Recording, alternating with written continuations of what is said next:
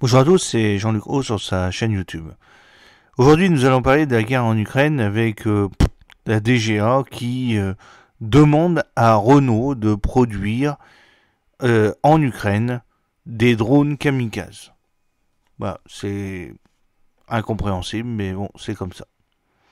Ce week-end, le ministère des Armées a évoqué la possibilité que Renault travaille à la production de drones pour l'Ukraine et la France avec une PME dont Capital vous révèle l'identité et donc EOS Technologies qu'on connaît bien puisqu'il y a à peu près une dizaine d'années son fondateur avait créé un petit drone qui s'appelait Endurance. L'économie de guerre va plus vite près du front. Depuis 3 ans, le tissu productif de l'Ukraine a muté pour soutenir l'effort de guerre. Les fabricants de tracteurs devenant par exemple des bases arrières logistiques pour la maintenance des chars et des blindés. Et comme lors de la Seconde Guerre mondiale, ce sont désormais les constructeurs automobiles qui sont appelés au relais.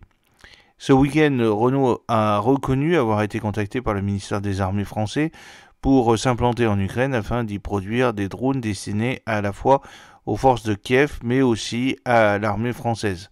Des échanges qui ont eu lieu, aucune décision n'est prise à ce stade car nous attendons notamment des précisions sur ce projet de la part du ministère, a indiqué Renault à Capital.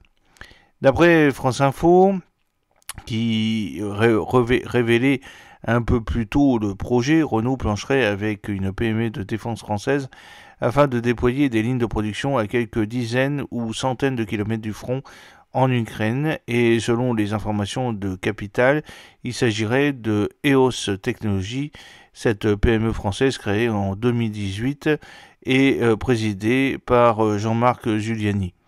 C'est un ingénieur général de l'armement et ex-attaché de défense à Kiev qui est à l'origine de ce projet industriel entre Renault et EOS Technologies, nous confirme une source proche du dossier.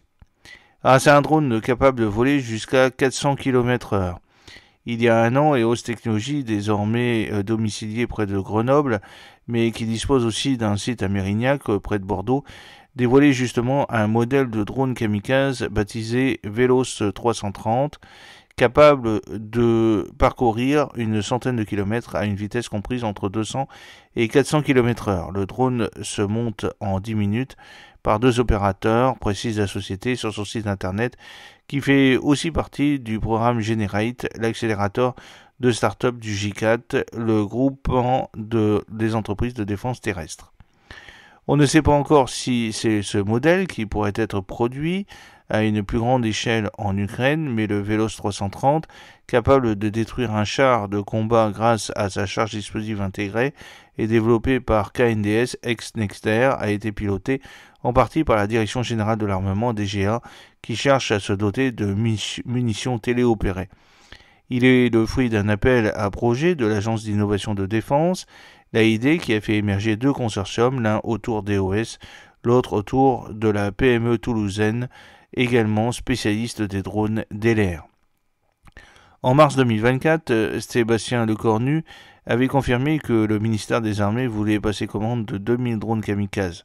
Sur ces 2000 drones, les 100 premiers ont été commandés à DLR et ils seront livrés en urgence à l'Ukraine, précisait d'ailleurs le ministère, qui entend bénéficier des retours d'expérience du théâtre ukrainien pour renforcer son arsenal de drones, pour le moment très limité. Pour sa part, l'Ukraine table sur plus de 4,5 millions de drones déployés rien que cette année, un game changer, puisque ces munitions téléopérées sont responsables de 70% des destructions de matériel ennemi sur le front. J'espère que cette petite vidéo vous a plu. N'oubliez pas de cliquer sur le pouce pour la promouvoir, de vous abonner si ce n'est pas encore fait et de partager cette vidéo sur vos réseaux sociaux. A très bientôt, fidèlement, Jean-Luc Haut.